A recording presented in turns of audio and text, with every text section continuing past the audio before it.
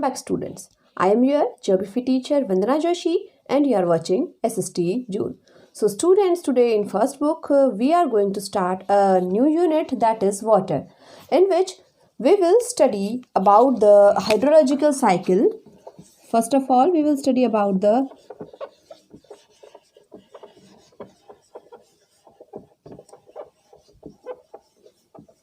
hydrological cycle. Secondly, because the water which is available in our earth, it is available in the different reliefs. Some water which is available, that is in the form of ice. The most of the water of our earth is available, around 71% water in our ocean. So here we will study the second point, is water availability in the ocean.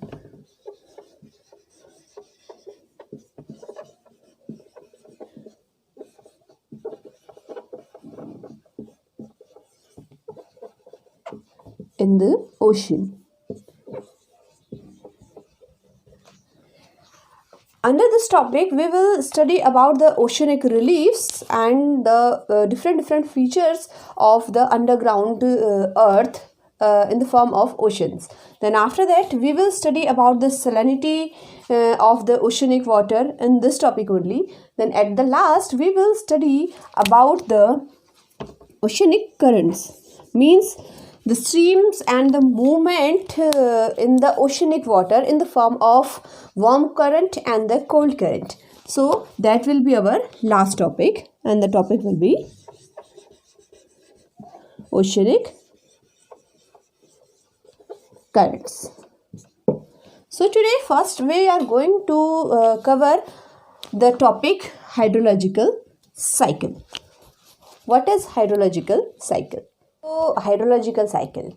Hydrological cycle describes the existence and the movement of water. Means we can say the hydrological cycle is a kind of movement of water. So first of all, we will say the hydrological cycle is the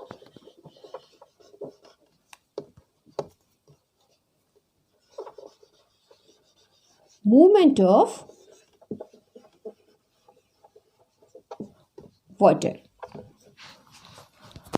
So it is a movement of water on, in and above, means on the water, in the water and above the water. Means every kind of movement which is occurring in the ocean and the earth through the water cycle, that is known a hydrological cycle. As we already studied about the stages of water, there are total 3 stages of water, that is solid, liquid and gaseous state. So in hydrological cycle, it is always in movement and in changing stages from liquid to vapors, water vapors to ice and back again, and the entire process which is repeating again and again and changing its form from every states, means from liquid to gas, gas to solid, and same entire process is known as the hydrological cycle. So to better understand about the hydrological cycle and how it is working, just watch the picture of the hydrological cycle which is already given in your book as well. Students, here is a diagram of hydrological cycle to understand it more better. Okay, so it is a relief of earth. These are the mountains and the blue color is showing the rivers. This is the underground river which is showing the underground flow. Here the river forms like delta and other features like plain and other things. And these are the clouds, sun. So what is the total entire process? Here we will see the precipitation. Evaporation is there. Precipitation is there, condensation is there. Evaporation in the form of the water vapors, it is from this area it is around 16%. Means from the rivers it is only 16% evapotranspiration. It is changing into the condensation. If we see the evaporation from the oceans, it is around 84%. As we know that 71% of the earth is total amount of the water, means the total amount of water our earth is around 71%. So the evaporation which is occurring in our earth, in our atmosphere, it is around 84%. Then after that it is going to be changed as the condensation in the form of clouds, and then after that it is again going to be come back in the form of runoff, or we can say in the form of rain and snowfall, and over the mountain area the precipitation is around 23%, and over the sea surface, means over the oceanic surface, the total precipitation is around 77%. So the entire process which is occurring continuously, first the evaporation, then condensation, then precipitation, then again the form is going to be changed, evaporation, condensation and the precipitation, and this entire process which is continuously moving on is known as the hydrological cycle. So what is the total amount, what is the distribution of total water in our earth and how it is divided, that we can see again with the help of one chart. In that we can see that the availability of water in the form of snow, in the form of river, in the form of fresh water, saline water, how much percentage the water is available in our earth. As you can see here as well, the water is available in the form of snow, the water is available in the form of groundwater, also in the form of river, and the snow, in the cloud and some water vapor.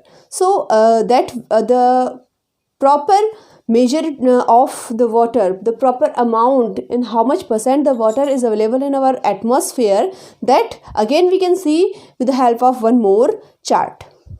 So if we talk about the 100% water which is available over the earth's surface, if we distribute that amount of water in the different aspects, so what is the availability of the water in the different reservoirs?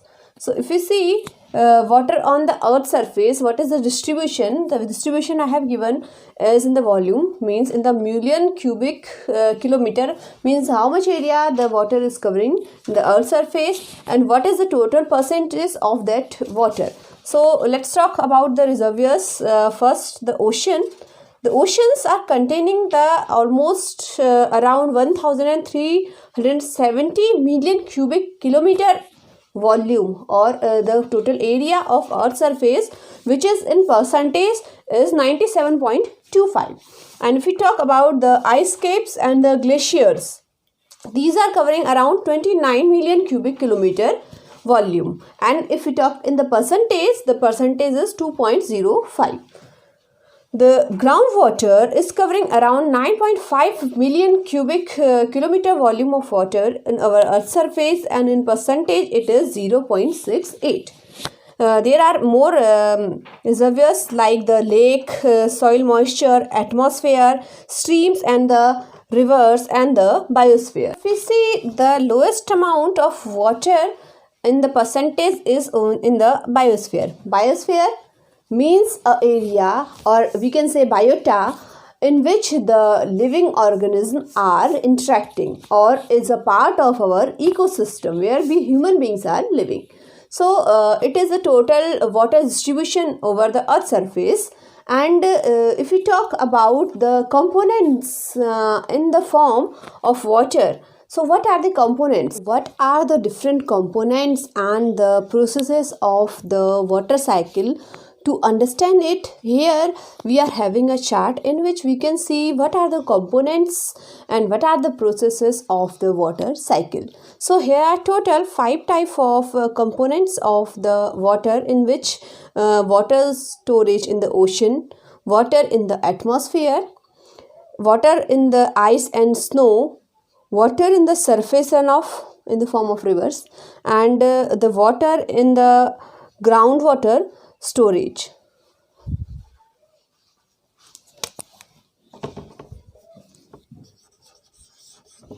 So here we can say the water storage in the ocean, it is having 3 types of processes. These are evaporation, evapotranspiration and sublimation. So here might be you are confused that what is evaporation and what is evapotranspiration. So both are evaporation, but the process of evaporation and evapotranspiration is little bit different. The evaporation, as you know, the transformation of liquid water to water vapors and absorbed by the atmosphere. And what is the evapotranspiration? Evapotranspiration is a transformation of water into two or more than two forms. It is also known as ET. So what is that? That is combined process of water surface evaporation, soil moisture evaporation, and the plant transpiration. Okay, so that's why it is known as the evapotranspiration, or we can say ET in short. Then water in the atmosphere, the component is that, and how this process is occurring. This process is happening due to the condensation in the form of clouds and the precipitation that you know in the form of rainfall. Then after that, water in the snow and ice, that is due to the snow melt runoff to stream. Then after that, the surface runoff, the river flow, that is stream flow, and the freshwater storage infiltration. Then after that, after when the water is going to be infiltrated, it is just changing into the form of groundwater. So the groundwater storage is in the form of discharge springs. The groundwater which we are getting in the form of springs. It can be hot water spring and the cold water springs. It's a question that how the ocean is related with hydrological cycle. As you know, the most of the water of our earth surface in the form of oceans. So what we can say as the hydrological cycle maintain the life on the earth, and it is just because of the water availability in the different forms of the components as the ocean, atmosphere, snow, runoff, and the groundwater. Here we can say the hydrological cycle depends basically on the interrelationship between the circulation of ocean water and that is of the atmosphere. So to know more about the water in the ocean, let's discuss about the ocean floor reliefs. Means how many reliefs are there of the oceanic floors. What is the sea floor relief? Students, if you have remembered, under the topic sea floor spreading, we have studied about the mid-oceanic ridge. So same that in the feature there are more reliefs. Talk about the reliefs. Reliefs are the major portion of the water which is stored in oceans, which cover about 71% of the total surface of our earth. Students, there is a great depression of the earth's outer layer due to the oceans, and due to that the oceans can be divided into 4 major reliefs and the 6 minor reliefs. So these 4 major reliefs are as students, the 4 major oceanic floor reliefs are the continental shelf, continental slope, deep sea plain, and the oceanic deeps.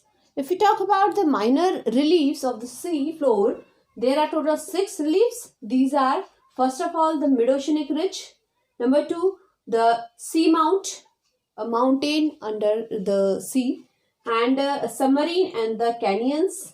Then fourth is Gyots, fifth is atoll, and the sixth is banks, shoals, and the reefs. For example, the reef, it is the coral reefs in the sea. And now let's see these oceanic floor reliefs through some pictures to become understand them clearly.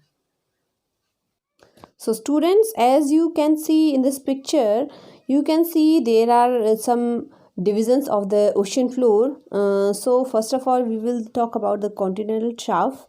Continental shelf is the extended perimeter of each continent occupied by relatively shallow seas and gulfs. It is the shallow waste part of the ocean. And in this picture you can see the continental slope as well. So in this continental slope, it is connects the continental shelf and the ocean basins. It begins whether the bottom of the continental shelf sharply drops off into a steep slope. And if we talk about the deep sea plains, these are gently sloping areas of the ocean basins, as you can see in this picture, and these are flattest and smoothest regions of the world.